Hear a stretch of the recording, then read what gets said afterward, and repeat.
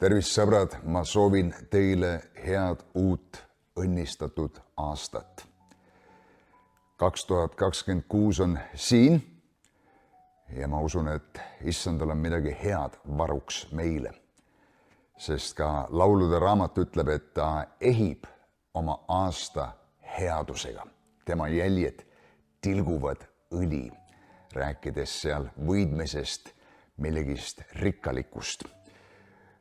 Selle aasta alguses, ma arvan, on hea meelde tuletada aja tähtsust. Üks minu lemmikraamatuid on olnud läbi aegade Koguja raamat. Aeg-ajalt ma loen seda jälle ja jälle üle ja märkan sealt uusi asju. Ja ma tahaks ka sellel hetkel siin lugeda teiega natukene Koguja 3. peatükist.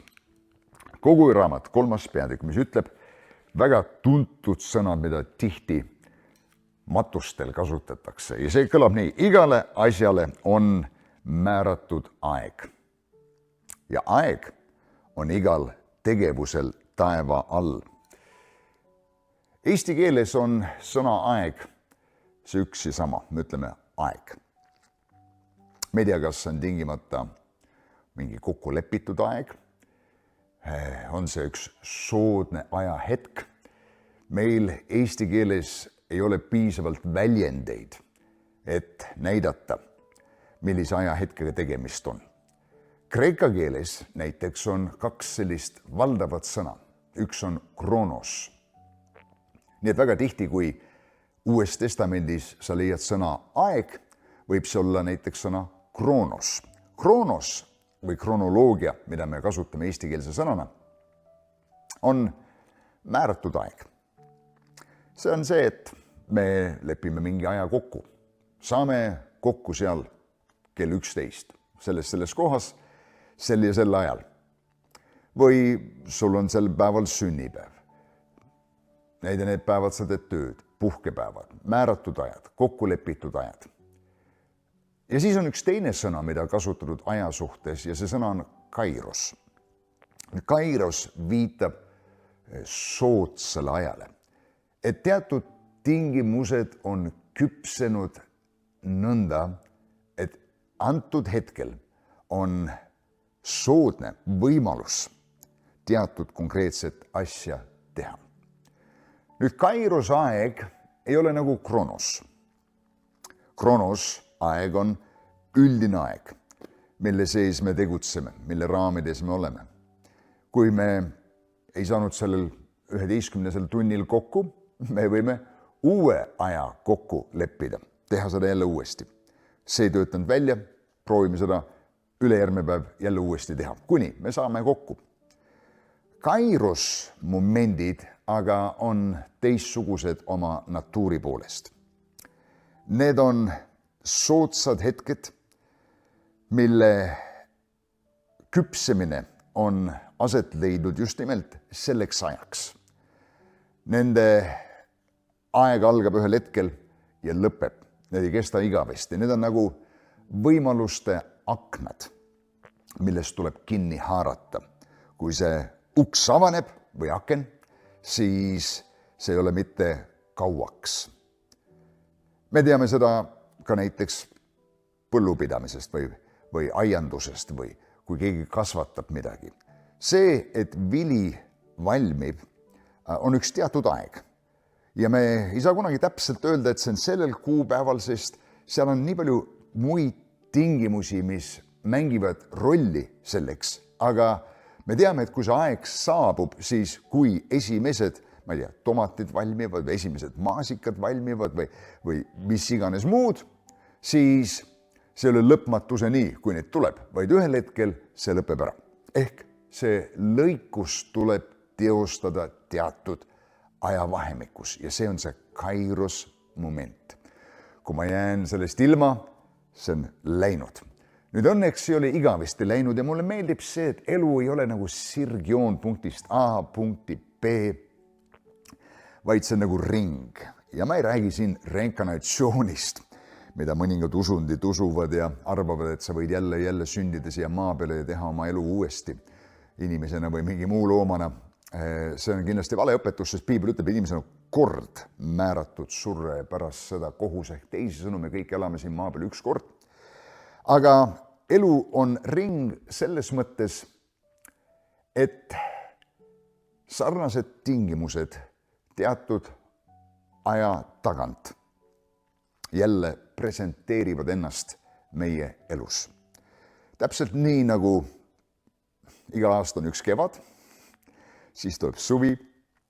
Oletame, et kevadel sa tahtsid külvata midagi olulist, proovida, ma ei tea, uusi taimi, panid need, siis tuli suvi, võib-olla sa ei olnud hoolas kastja. Võib-olla sügisel mingisugused loomad või putukad ründasid neid, näiteks sipelgad või mis iganes või mutid. Ja võib-olla talvel lihtsalt külm võttis ära. Ja see tähendab, et nüüd on lootusetult kõik läinud, sellepärast et aasta pärast elu toob jälle uue kevade meie ellu. No, niisama kindel, kui miski saab olla, võid sa olla kindel, et uus kevad iga aasta tuleb. No lihtsalt tuleb. See on, mida Jumal ütles. Ja Noa ütles ka, et nii kaua kui püsib maa, püsib lõikus, püsib külv, püsib kevad, püsib suvi, püsib talv, püsib sügis. Ja meie elus laiemalt on samamoodi. Teatud ajad, kus me võib-olla oleme läbi kukkunud millegis, mingi asi on libisenud meie käest, me oleme hooletult mingi asjaga ümber käinud, on see asi, suhe või midagi muud. Me ei ole ära tundnud, et see on see õige aeg. Mingil põhjusel me ei ole selleks valmis olnud ja see asi on tõesti läinud meie käest ja meie elust. See aga ei tähenda, et nüüd on elu lootusetult pekkis ja ei midagi muud üle jää, kui olla masenduses ja depressioonis ülejäänud oma elu. See ei ole nii, sellepärast et õnneks elu ringleb. Sarnased võimalused tulevad jälle. Nüüd samad võimalused ei pruugi tulla. See konkreetne taim, mis sa istutasid, see võib-olla tõepoolest suri välja ja konkreetselt see taim enam ellu ei ärka. Aga sa võid sarnase taime saada ja lõpuks oled selle üle niisama rõõmus või rohkemgi. Nii et see on üks hea asi elu suhtes. Ja Kairos momendid esitavad ennast periooditi meie elus jälle ja jälle. Lihtsalt sa näed, et jälle on üks uus võimalus tulnud. Midagi, milles võib-olla sa saad uuesti kätt proovida. Inimesed võib-olla on ebaõnnestunud suhetes, abielud on katki läinud, rängad asjad on juhtunud. Võib-olla ettevõte on läinud pankrotti ja sa oled lakkunud oma haavu aastaid, mõnikord aastakümneid, ma tean seda, mis see tähendab. Ja me võime tunda, et me oleme ebaõnnestunud mingil alal. Aga Jumala armust ja see, kuidas Jumal on elutsükli loonud ja millest koguja meile räägib, on see, et elu presenteerib mingi aja tagant neid võimalusi uuesti. Kairos momendid tulevad. Nüüd kronos algab sellest hetkest, kuni me sünnime, kuni me lahkume siit planeedilt, see on meie kronos. See on meie kogu aeg. Aga selles kronos perioodis on hulga Kairos hetki. Ja meie vastutus on need hetked ära tunda ja nendest kinni haarata. Ja tavaliselt, kui me need jumalikud momendid elus ära tajume ja nendest kinni haarame, siis need juhatavad meid teiste sarnaste jumalike momentide juurde. Ja need momendid, mida me kutsume Kairos momentideks või võimalusteks, ei ole alati väljanägemiselt nagu võimalused. Teinekord nad näevad välja nagu väljakutse. Töö, vaev, higi, tead midagi, mida ma ei taha teha. Kas oleks võinud Taavet arvata, et Koljat, mis esindas tema elus tegelikult ju tõelist ohtu ja kogu Iisraeli rahva jaoks keegi ei julgenud taga konfrontatsioonigi minna, oli tegelikult Kairos moment. Taavet naelutas ennast kuninga ja kogu Iisraeli rahva silma ette kui potentsiaalne mees, keda Jumal on kutsunud ja kuigi Samuel oli juba eelnevalt läinud ja teda võidnud kuningaks, aga teised seda ei teadnud. Aga sellel hetkel Koljat nagu võimaldas Taavetil astuda kuninga lähedale ja mitte ainult, et oli seal kandlelööja, aga nüüd oli tema autoriteedi all sõjameeste juht. Ta õppis vägagi palju, mis kõik kuningakojas tehakse. Sealt hakkas pihta tema ettevalmistus ja me teame, et lõpuks ta sai kuningaks. Nii et tänu Jumalale Kairos momentide eest. Igale asjale on määratud aeg ja on aeg igal tegevusel taeva all või on aeg igal eesmärgil taeva all. Ehk et sul võib olla eesmärk seatud, aga soodsad tingimused selleks ei ole veel saabunud ja sa pead ootama. Teinekord palvetama, valmistuma, võib-olla midagi isegi panustama, et see soodne moment tuleks. Ja Jumal on see, kes neid soodsaid Kairos momente loob. Ja ükskord, kui need on tulnud, siis nagu öeldud, need ei kesta kaua. Ja siin koguja jätkab öeldes, et on aeg sündida ja aeg surra. Mis ka ütleb meile, et teinekord, kui mõni inimene lahkub, ja ega me keegi kunagi ei taha, et keegi kallis inimene meile siit maa pealt lahkub, on ta siis 90, 100 või rohkem aastat vana. Me ikka palvetame, et Jumal teda tervendaks, Jumal ta elu ringi pööraks, aga siin Saalomon ütleb, et on ka aeg surra. Ja ma tean ühte lugu ühest inimesest, kes tegi eest palvet oma äia pärast ja rakendas, mida me kutsume uskliku autoriteediks. Ja Jumal kõnetas teda, ütles, et ära tegele praegu selle olukorraga. Ta on haige tõepoolest, aga praegu on tal soodne aeg lahkuda siit maa pealt. Hämmastav. Nii et isegi on hea aeg surra, nagu Saalomon ütleb. Aeg istutada, aeg istutatud kitkuda. Ehk teisisõnu, kui ma istutan midagi, ma loon midagi, ma loon struktuuri, ma ehitan midagi, aga on teinekord, kus see vana on jäänud nagu jalgu, see tuleb ära kitkuda ja tuleb asja jälle uuesti teha. See ei ole vale. Teinekord me lammutame ära majad, mis kunagi, kui nad ehitati, olid muidugi super, vägevad asjad, aga tänaseks on jalgu jäänud see tehnoloogia ja insenertehniline asi on kõik arenenud, tuleb teha uuesti. Aeg tappa ja aeg terveks teha. Aeg maha kiskuda ja aeg üles ehitada. Jällegi, me ütleme, et ei tohiks kunagi midagi maha kiskuda, aga teinekord on aeg selleks. Asju tuleb ümber teha. Ühiskond on jõudnud paika, kus ta vajab muutust. Inimese elu vajab muutust. Mingisugused asjad on juhtunud või sundinud selleks, et me vajame kapitaalselt oma elus asju ringi hinnata ja üles ehitada, maha kiskuda mingid asjad, üles ehitada teised asjad ja maha kiskuda eelnevad asjad. Nii nagu ma ennist rääkisin, et selleks, et tuua uusi harjumusi oma ellu, on teinekord vaja meil mingid vanad asjad, mis on viljatud meie elust välja praakida. Väga-väga tähtis samamoodi. Ja kuigi on raske teinekord minna lasta asju, võib-olla mingid traditsioonid, koguduses näiteks, seda koosolekut me oleme teinud siin koguduse ajaloost algusest peale. Ja kuidas sa nüüd lõpetad ära selle asja? Ja tõepoolest on raske. Aga on asjad, mis kaotavad oma viljakuse ja oma efektiivsuse ja oma eesmärgi. Ja kui miski on konstantne siin maailmas, siis see on see, et kõik muutub. Ja muutus on eluprotsess, nagu minu vaimulik isa doktor Ed Kõul ütles. Tasakaal on elu võti, suhtlemine on elu aluseks, nõusolek on elu vägi ja muutumine on eluprotsess, kõik kogu aeg muutub. Jumal ei muutu, aga Jumal muudab asju siin maa peal ja sellepärast on normaalne, et aeg-ajalt tuleb midagi lihtsalt maha kiskuda ja ehitada midagi uut üles. See on teinekord ainukene viis, kuidas asjad saaksid elus edasi minna. Aeg nutta, aeg naerda. Need nutuajad muidugi on midagi, mis meile ei meeldi. Arusaadav, et need on seotud sündmustega meie elus, võib-olla sa oled täna selles paigas, kus sa nutad, kus sa tunned kurbust. Mida ma ütlen selle peale?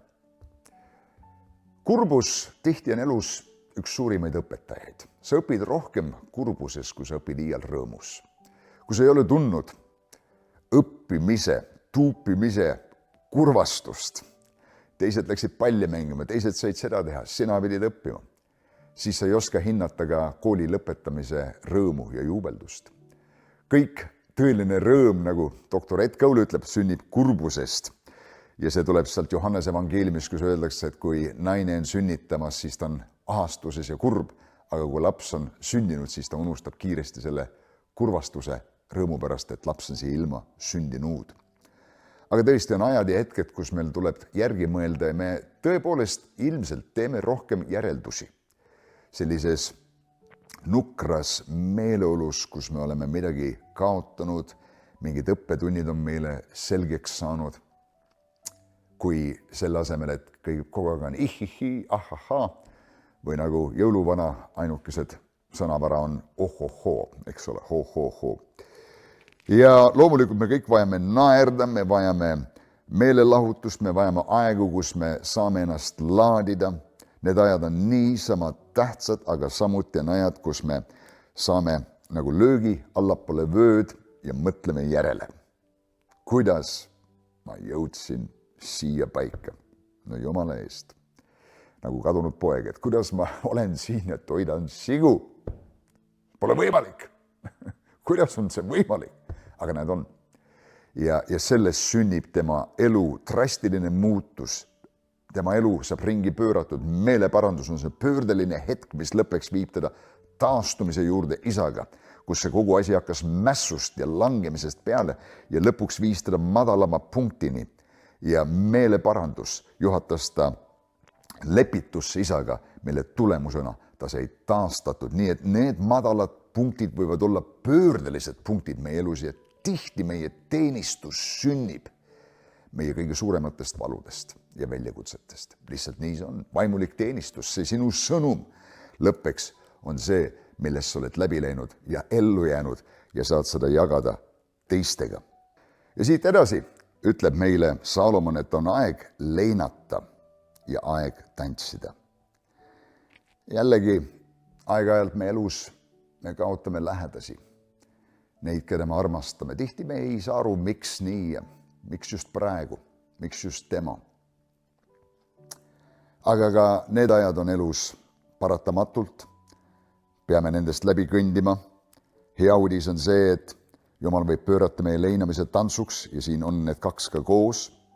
Aeg kive pilduda, aeg kive koguda, aeg kaelustada, aeg kaelustamisest hoiduda. Jällegi tõsi, kas pole nii?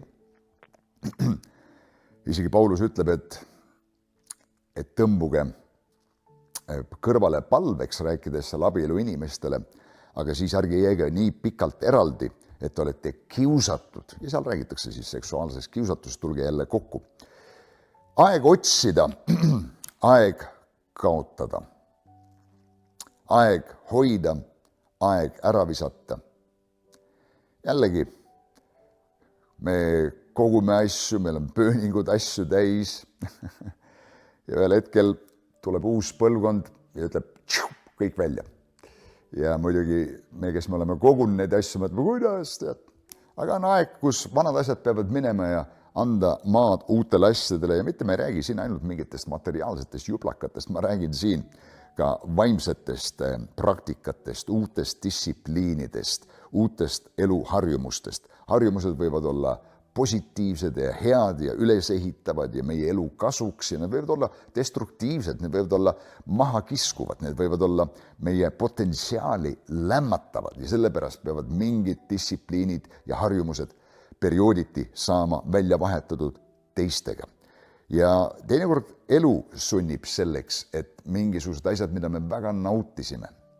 Mõtlesime, ma ei kujuta elu ette ilma selleta, ma seda enam ei tee. Ja ühtäkki sa ei saa seda enam teha mingil põhjusel. Vanus, mingi vigastus, mingi muu asi juhtub ja sa pead õppima ümber elama ja see on hämmastav inimese kujunemisvõime või harjumusvõime olukordadega toime tulla.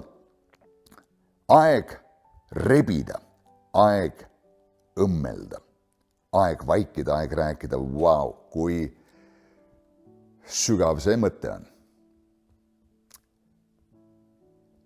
Kui Jumala püha vaim võib juhtida meid rääkima, siis ta võib juhtida meid ka vait olema. Ja teinekord elu tarkus on olla vait.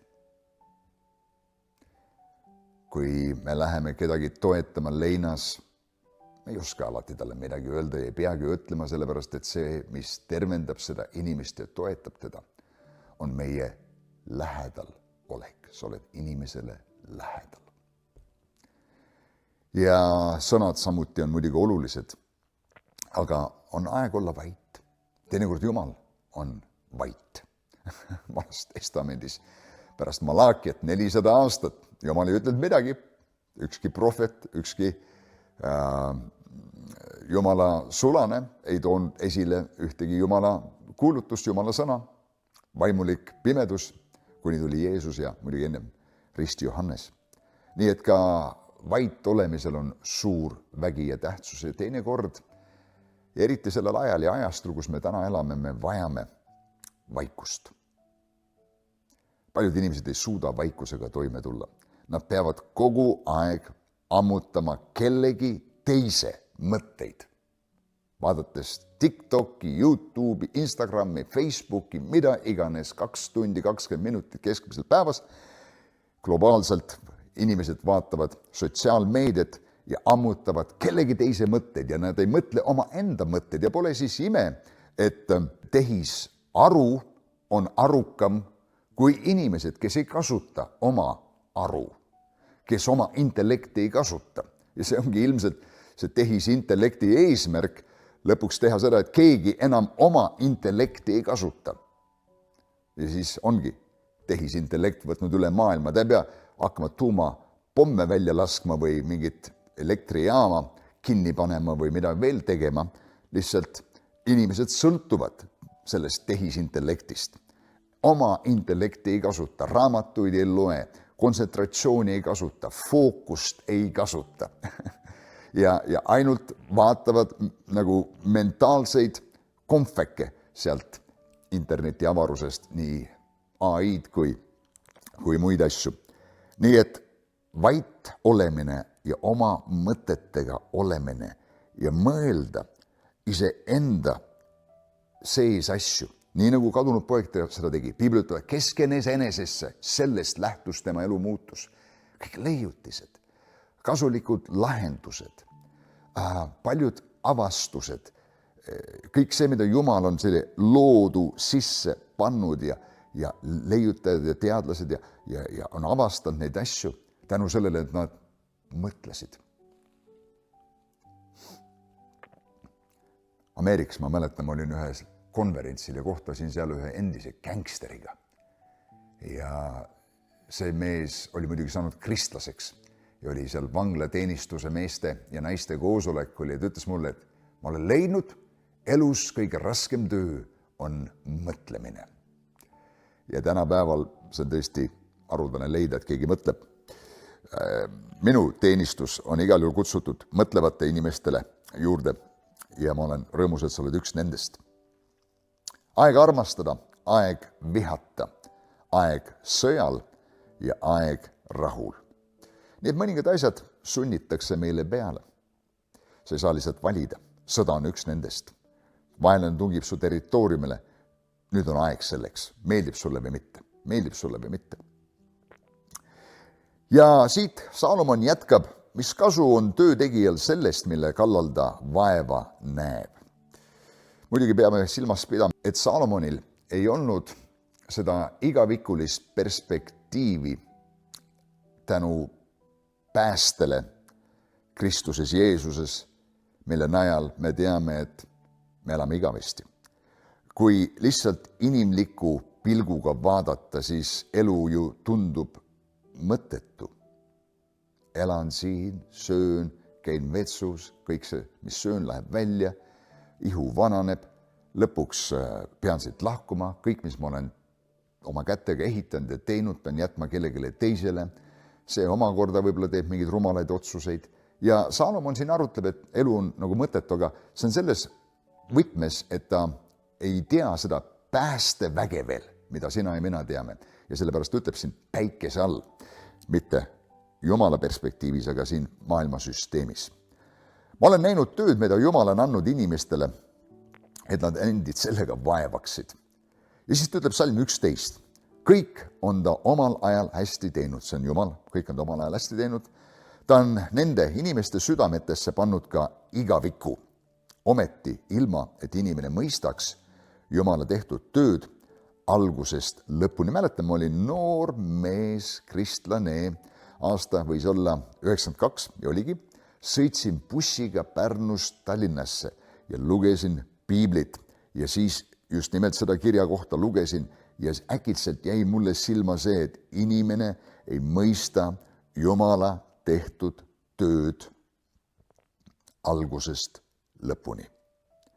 Ja mõtlesin, et okei, aga kuidas ma üldse siis võin mõista, kuidas Jumal minu elus tegutseb ja siis äkitselt püha vaim sosistas minu südamesse, aga ta mõistab lõpust algusesse, mitte algusest lõpuni, aga lõpust algusesse. See on tõsi, kas pole nii, et kui sa vaatad oma elu peale tagasi või aasta peale tagasi, näiteks 2025 ja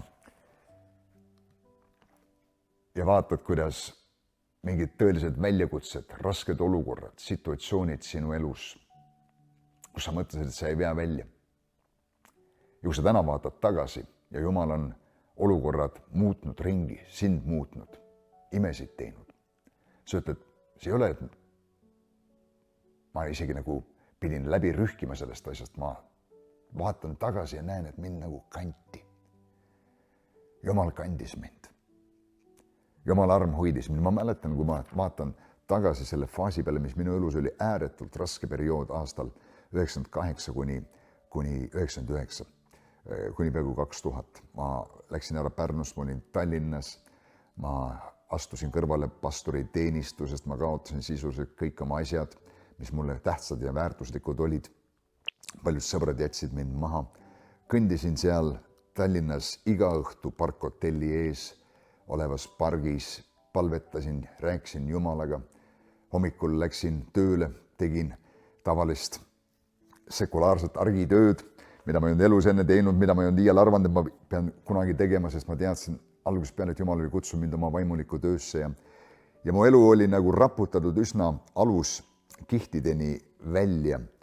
Aga täna tagasi vaadates ja muidugi tol ajal ma tundsin, et see on nii keeruline periood ja kuidas see lõpeb ja tulevik on tume ja kas siit üldse on väljapääsu, aga täna tagasi vaadates ma ütlen, et ma näen Jumala armu kätt, kuidas Jumal mind kandis ja ma ütlen sulle ausalt, see, mida ma tajusin siis, sellist erilist Jumala ligiolu.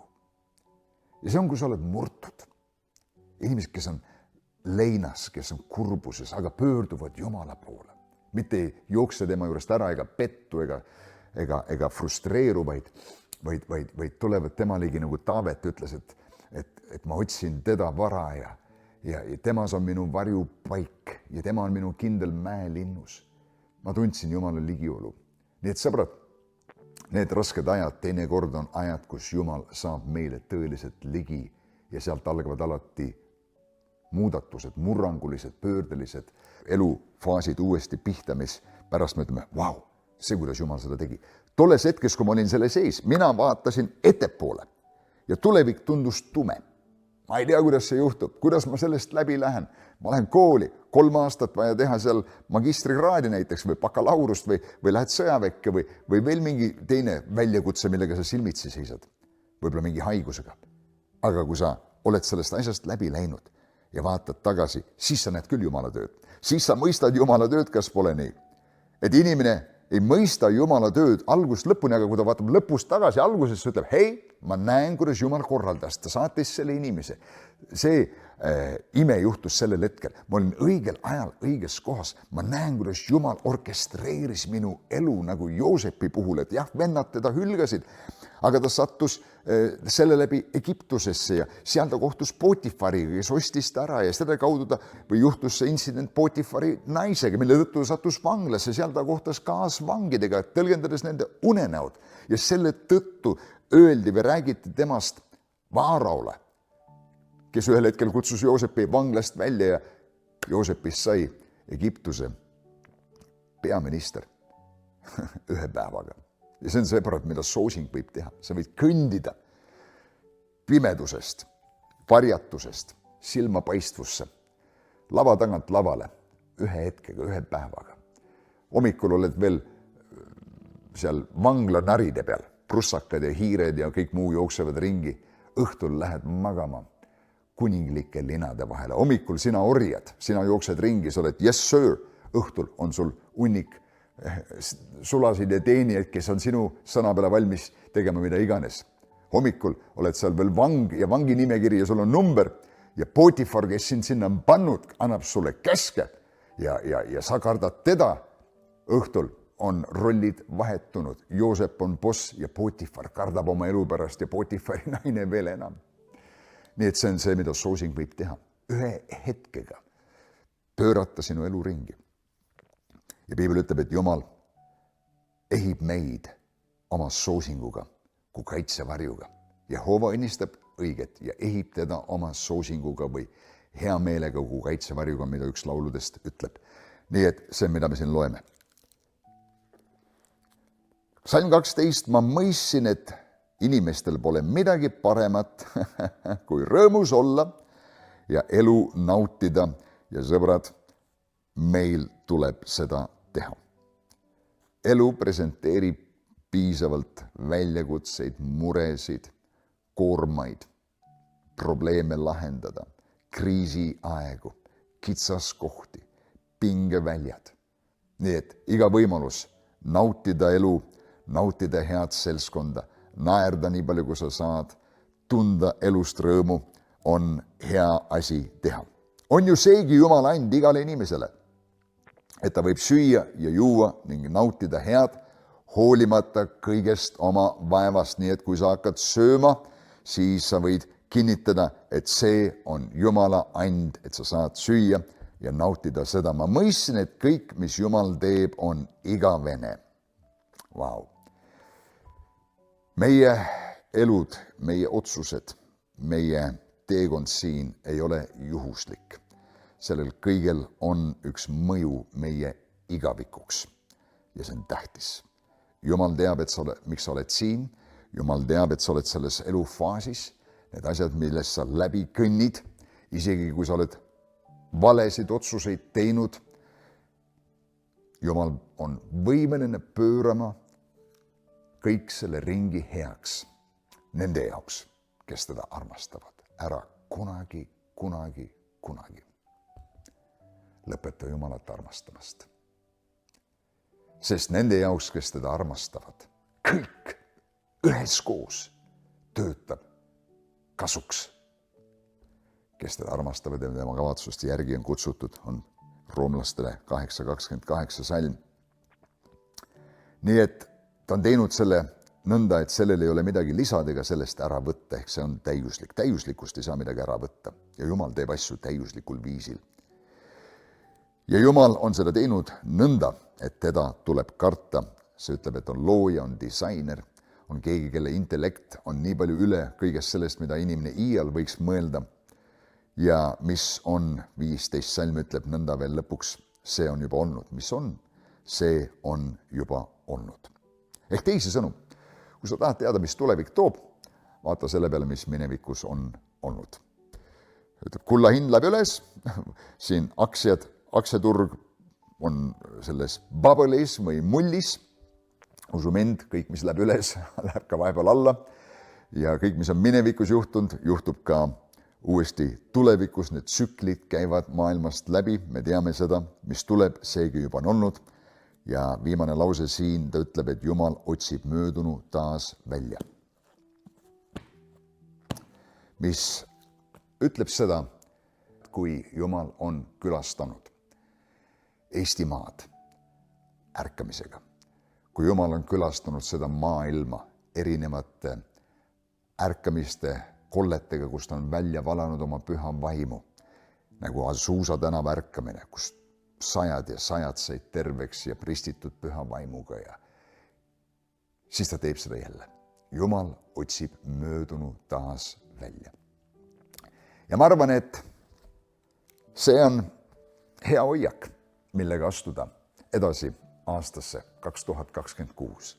Jumal, need head asjad, mida sa oled teinud, tee seda jälle minu elus. Ma usaldan sind. Ma kõnnin koos sinuga. Ma usaldan sind sel päeval täna. Ma usaldan sind homme. Ja ma ei saa paljudest asjadest aru. Tõsi, me oleme kõik samas paadis. Ma ei saa aru iseendastki. Rääkimata teistest inimestest, rääkimata mõningatest olukordadest. Ma ei saa aru vahest iseendastki. See on minu kõige suurem tööprojekt, see mees siin. Aga ma usaldan Jumalat. Ja ma usaldan, et Jumal, kes selle hea töö on minu sees alustanud, viib selle lõpule. Ma usun, et see sama Jumal, kes kutsus mind ja päästis mind, töötab minuga, armastab mind liiga palju, et jätta mind sellesse paika, kus ma olen ja sind samamoodi. Nii et sõbrad, see on see hea hoiak, millega astuda aastasse 2026. Ja minu julgustus teile on, et usaldame Jumalat. Jumal otsib möödunu taas välja. Ta toob need head asjad jälle esile. Las Jumal külastada sind, kosutada sind, tõsta sind, juhtida sind oma parima sisse sellel aastal. Usaldame teda ja vaatame, mida Jumal suudab teha.